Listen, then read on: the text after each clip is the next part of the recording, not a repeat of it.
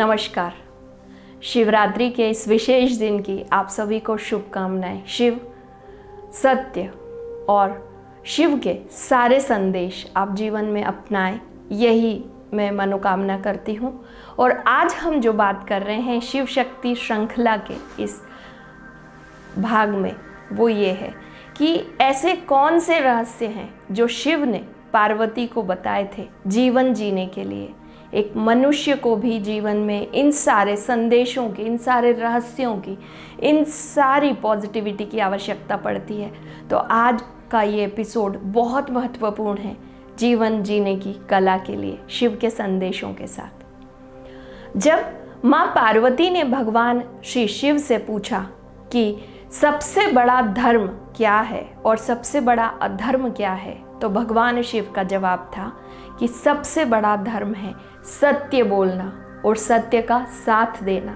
वहीं अधर्म के बारे में उन्होंने कहा कि असत्य बोलना, झूठ बोलना, पाप करना और इन बातों के साथ बने रहना या ऐसे लोगों का साथ देना अधर्म है। इसी तरह दूसरी बात में भगवान शिव ने कहा कि इस मनुष्य देह के लिए या इस जीवन के लिए, इस अस्तित्व में सबसे महत्वपूर्ण बात है अपने खुद के साक्षी होना। स्वयं के साक्षी होने से आपसे गलतियां कम होती है। कैसे? जब भी हम अपने जीवन में कोई भी अच्छा कर्म करें या बुरा कर्म करें या अपने आसपास किसी कर्म के लिए, किसी भाव के लिए हम प्रेरित हों, तो अपने स्वयं के साक्षी बने। कोई हमें देखे या न देखे, हमारी तारीफ करे या हमारी गलतियां निकाले, लेकिन यदि हम अपने साक्षी हैं तो सबसे पहले हम इन चीज़ों से दूर हो जाते हैं। और साक्षी होने से सबसे बड़ी बात होती है हमसे गलतियां कम होती हैं, जीवन और सफल और सुदृढ़ बन जाता है। भगवान शिव ने माँ पार्वती को ये भी बताया कि कौन से काम हैं जो किसी भी मनुष्य को कभी नहीं करने चाहिए। हमारे मन, कर्म और वाणी, ये तीन वो महत्वपूर्ण भाग हैं जीवन के जिससे पूरा जीवन स्पष्टता से भर जाता है।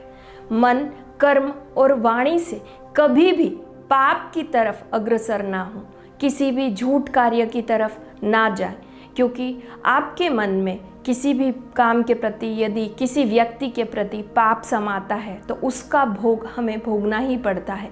अनंत जन्मों की इस यात्रा में कई बार हमें बहुत छोटी छोटी गलतियों के लिए फिर से जन्म लेना और फिर उन्हीं प्रताड़नाओं में आना पड़ता है। तो इसलिए भगवान शिव ने माँ पार्वती को जीवन जीने की कला में ये बात बताई कि मन, कर्म, वचन, इन किसी भी कामों में, किसी भी पाप में संलिप्त नहीं होना चाहिए। किसी और मनुष्य को दुखी करते हुए अपनी खुशियों का रास्ता कभी नहीं ढूंढना चाहिए। भगवान शिव के एक महत्वपूर्ण संदेश में पार्वती को वे ये भी बताते हैं कि जीवन में जब हमें सफल होना है तो हमें क्या करना है।